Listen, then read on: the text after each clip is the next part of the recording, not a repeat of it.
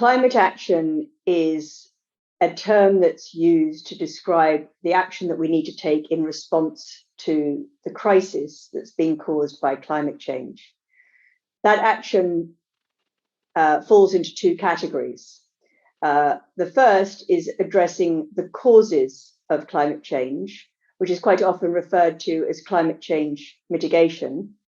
At present, the temperatures in the world are just over 1 degree higher on average than they were in pre-industrial times.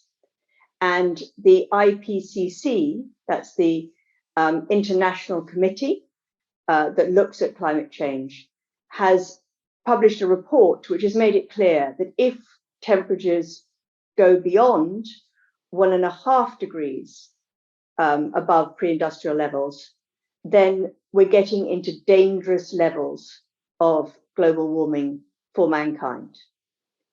So the world is trying to keep global warming down below that level, which means radically reducing carbon emissions over the next decade. In fact, it means reducing carbon emissions approximately 45% globally over the next decade, so that by 2050, we can reach an overall target of net zero emissions.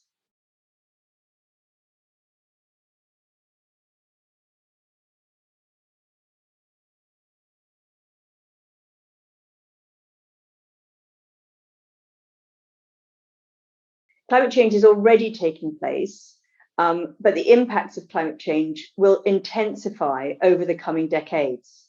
We're already experiencing extreme heat waves in many parts of the world, seeing bushfires elsewhere and extreme flooding in other countries. And this will increasingly become the norm.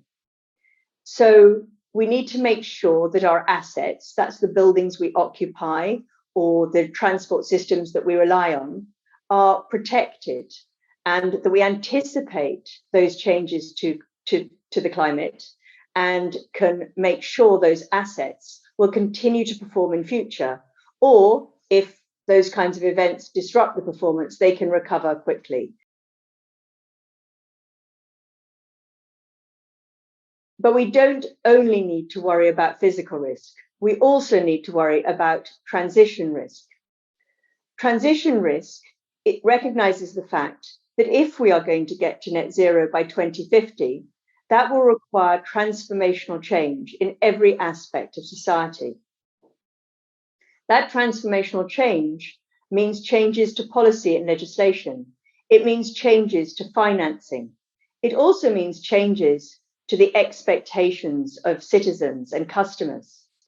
All of that means that businesses and governments are working in a very dynamic environment. And we also need to be able to look into the future and anticipate when those policy changes are going to occur, what the implications are for their citizens or for their customers, so that they can adapt on an ongoing basis.